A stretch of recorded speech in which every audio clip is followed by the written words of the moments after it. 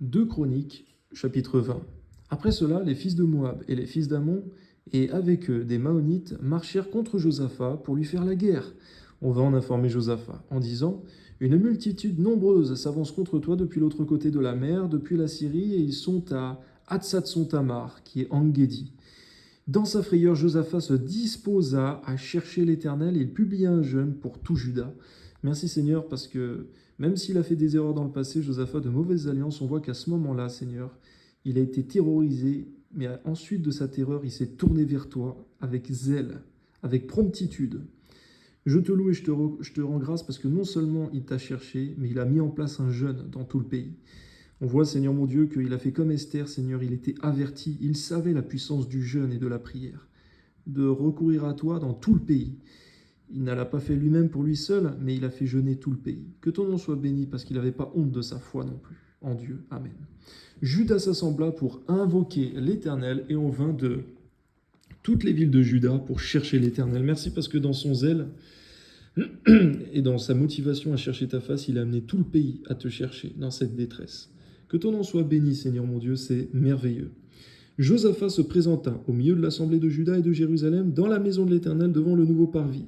Et il dit: Éternel, Dieu de nos pères, n'es-tu pas le Dieu dans les cieux, et n'est-ce pas toi qui domines sur tous les royaumes des nations? N'est-ce pas toi qui as en main la force et la puissance, et à qui nul ne peut résister? Amen. N'est-ce pas toi, ô notre Dieu, qui as chassé les habitants de ce pays devant ton peuple d'Israël, et qui l'a donné pour toujours à la postérité d'Abraham qui t'aimait?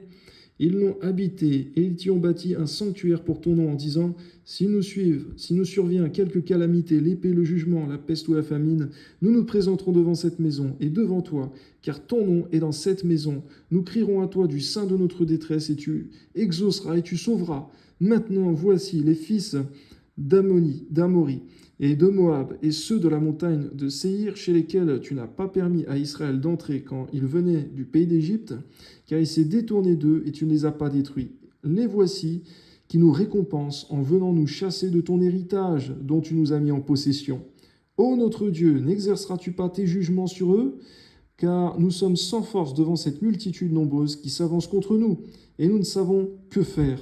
Mais nos yeux sont sur toi. Merci Seigneur, parce que Josaphat sait qu'il avait l'infériorité numérique, militaire, mais cependant il criait à toi. Que ton nom soit béni Seigneur, parce qu'avec nous il n'y a plus que contre nous, comme l'a dit Élisée à son serviteur. Que ton nom soit élevé Seigneur mon Dieu. Avec toi Seigneur mon Dieu, il y a plus que contre nous Seigneur. Avec toi il y a des chars de guerre, il y a des montagnes de feu. Que ton nom soit béni Seigneur. Personne ne peut gagner une guerre contre Dieu. Amen. Tout Juda se tenait debout devant l'Éternel avec leurs petits-enfants, leurs femmes et leurs fils. Merci, parce que tout le peuple, pas seulement un roi, tout le peuple s'attendait à toi. Alléluia. Alors l'Esprit de l'Éternel saisit au milieu de l'assemblée Jacaziel, fils de Zacharie, fils de Benaja, fils de Jéhiel, fils de Matathia, lévite d'entre les fils d'Asaph. Merci Seigneur, tu choisis personne au hasard par ton esprit.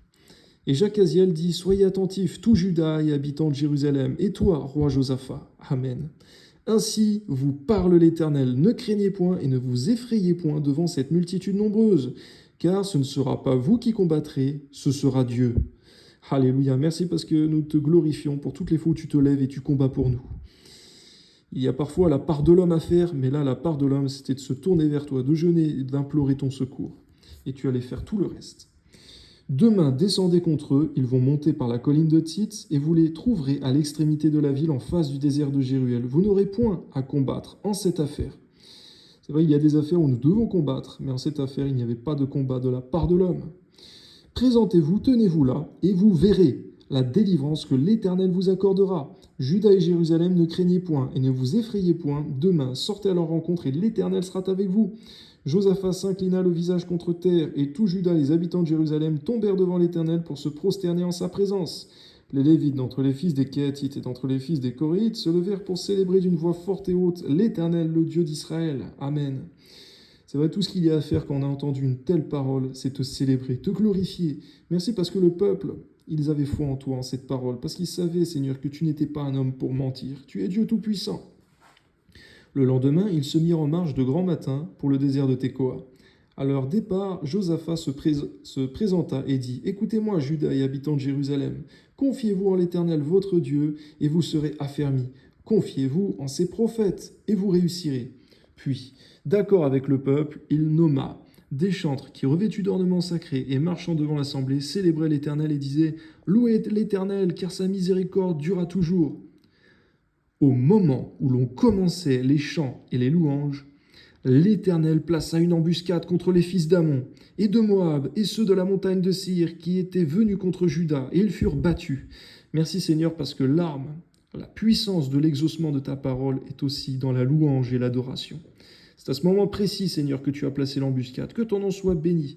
Donne-nous de ne jamais, jamais oublier d'être reconnaissant envers toi et de te louer, de t'adorer, car la plus grande puissance vient de toi.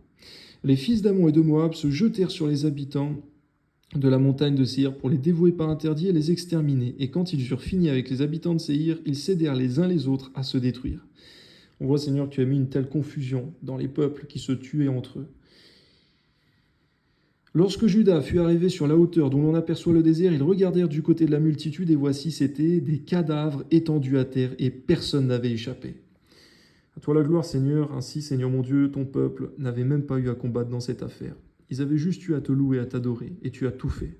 Béni soit ton nom, Seigneur mon Dieu, parce que ceux qui se confient en toi ne sont pas déçus. Amen. Josaphat et son peuple allèrent prendre leurs dépouilles et trouvèrent parmi les cadavres d'abondantes richesses et des objets précieux. Et ils en enlevèrent tant qu'ils ne purent tout emporter. Ils mirent 3 jours au pillage du butin, car il était considérable. C'est vrai, l'ennemi non seulement avait péri, il n'avait pas gagné la bataille, et en plus de cela, ils se sont fait dépouiller de beaucoup de richesses.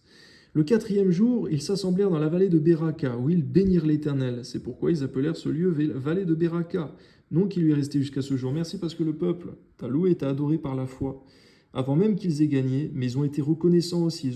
Ils t'ont loué et adoré après que tu les aies délivrés, Seigneur, par ta puissance. Amen. Donne-nous de prendre exemple sur ce modèle-là. Amen.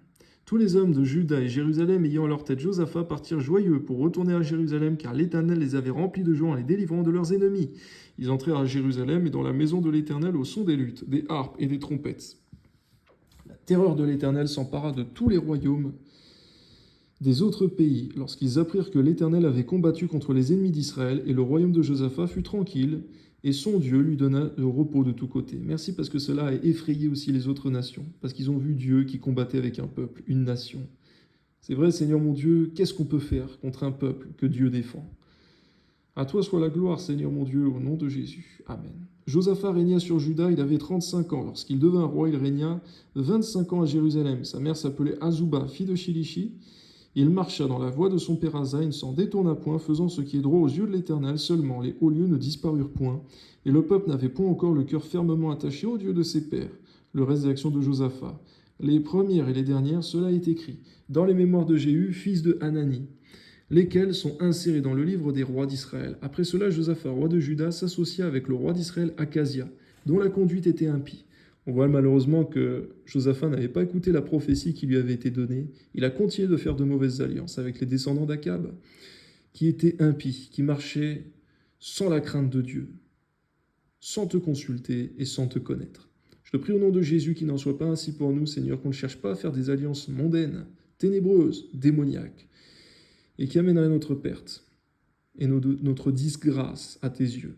Il s'associa avec lui pour construire des navires destinés à la Tarsis, et ils firent les navires à Ejon-Guéber. On voyait, Seigneur, que Josaphat cherchait à faire des affaires, mais cependant, Seigneur mon Dieu, cela a échoué, parce que ce n'était pas béni par toi. Alors Eliezer, fils de Dodava, de Marécha, prophétisa contre Josaphat et dit, « Parce que tu t'es associé avec Akazia, l'Éternel détruit ton œuvre, et les navires furent brisés, ne purent aller à Tarsis. » On voit, Seigneur mon Dieu, qu'une entreprise qui n'est pas bénie arrive à sa perte. On voit, Seigneur mon Dieu, que ce prophète n'a pas eu peur de prophétiser contre le roi. Il n'a pas cherché à le flatter, il lui a dit ce qui était vrai et ce qui venait d'en haut. À toi soit la gloire, Seigneur mon Dieu, il avait participé au conseil divin. Qu'il en soit ainsi, Seigneur, pour tous les prophètes actuels qui prophétisent en ton nom, que ce soit dans la vérité qu'ils prophétisent, et non pour flatter les rois et les grands de cette terre. Au nom de Jésus, Amen.